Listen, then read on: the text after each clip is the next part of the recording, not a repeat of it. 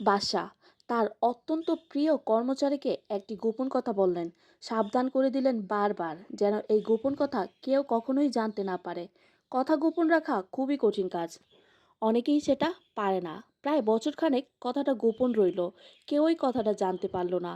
তারপর হঠাৎ করে একদিন রাজ্যের সর্বত্র ছড়িয়ে পড়ল সেই গোপন কথাটা। হাটে মাঠে ঘাটে সবখানে সবাই জানে সেটা। বাদশাহ তখন ডেকে পাঠালো তার প্রিয় কর্মচারীকে এবং তার প্রাণদণ্ডের আদেশ দিলেন। কেন এই কথাটি প্রকাশিত হলো? কর্মচারীকে নিয়ে যাওয়া হলো জল্লাদের কাছে, তার মৃত্যুদণ্ড কার্যকরা হলো।